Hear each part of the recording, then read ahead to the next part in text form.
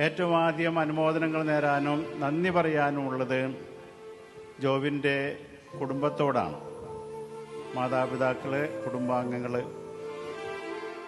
അവരുടെ വലിയ മനസ്സാണ് ഈ മകനെ ദൈവവിളി തിരിച്ചറിഞ്ഞ് സെമിനാരിയിൽ വിടാനും അതിനുശേഷം ദീർഘനാളത്തെ പരിശീലനത്തിന് ശേഷം പൗരോഹിത്യം സ്വീകരിക്കാനും ഇടയാക്കിയത്. ഇനി നന്ദി പറയാനുള്ളത് എൻ്റെ പ്രിയപ്പെട്ട അപ്പച്ചനോടും അമ്മച്ചോടുമാണ്.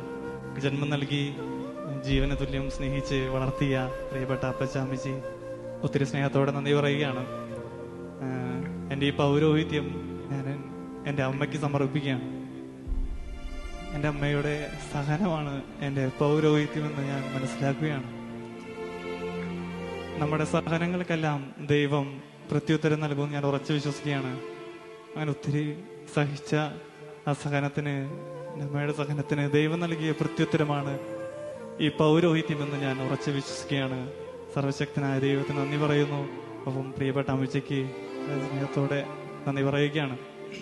അതുപോലെ അപ്പച്ചൻ അധികം സ്നേഹം പ്രകടിപ്പിക്കാൻ അറിയില്ലെങ്കിലും ഞാൻ ആദ്യമായിട്ട് അപ്പം കരയേണ്ടത് ഞാൻ സെമിനാരി ചേരുമ്പോഴാണ്. സ്നേഹം പ്രകടിപ്പിക്കാൻ അറിയില്ലെങ്കിലും അപ്പൻ്റെ കണ്ണുനീറന്ന് കരഞ്ഞ് എൻ്റെ മേത്ത് വീണപ്പോഴാണ് ഞാൻ അപ്പൻ്റെ സ്നേഹം മനസ്സിലാക്കിയത്. അതുപോലെ എന്തെല്ലാം അപ്പച്ചൻ തലയെ കഴിച്ച് പ്രാർത്ഥിച്ചോ ഞാനും അറിയാതെ കരഞ്ഞു പോകും.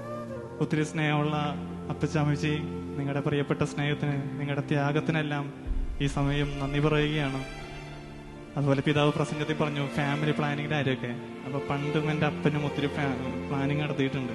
അതുകൊണ്ട് ഞങ്ങൾ വിളിച്ചിട്ട് പറയും, മോനെ നീ വലുതാകുമ്പോൾ ഒരു 3 മേഖലയിൽ എത്തിപ്പെടണമെന്ന് ഈ അപ്പൻ ആഗ്രഹിക്കണമെന്ന് പറയും. രണ്ടരണിച്ച് കഴിയുമ്പോൾ അപ്പം പറയണതാണ്, ഒരു 3 മേഖലയിൽ എത്തിപ്പെടണമെന്നാണ് ഈ അപ്പൻ്റെ ആഗ്രഹം എന്ന് പറയും. ഒന്നില്ലെങ്കിൽ നീ നന്നായിട്ട് പഠിച്ച് പഠനവുമായിട്ട് ബന്ധപ്പെട്ടൊരു മേഖലയിലെത്തണം. അതായത് വല്ല ഡോക്ടറോ എഞ്ചിനീയറൊക്കെ ആവണം എന്ന് പറയും. ഇനി അത് പറ്റിയില്ലെങ്കിൽ നീ കലാപരമായ രംഗത്ത് പ്രവർത്തിക്കണമെന്ന് ആഗ്രഹിക്കണം. അതായത് വല്ല സിനിമയിൽ അഭിനയിക്കുകയോ അല്ലെങ്കിൽ കലാപരമായ മേഖലയിൽ എത്തിപ്പെടണം. ഇനി അതും പറ്റിയില്ലെങ്കിൽ 3ാമത് നീ രാഷ്ട്രീയ മേഖലയ്ക്ക് ഇറങ്ങണം. നാടിനെ സേവിച്ച് രാഷ്ട്രീയ മേഖല, ഈ 3 മേഖലയിൽ എത്തിപ്പെടണമെന്നാണ് അപ്പന ഓർക്കണുണ്ട് അത് പറഞ്ഞത്. അങ്ങനെ 3 മേഖലയിൽ എത്തിപ്പെടണമെന്നാണ് അപ്പൻ ആഗ്രഹിക്കുന്നെങ്കിലും ഞങ്ങൾ വിളിച്ച് പറയാറുണ്ട്.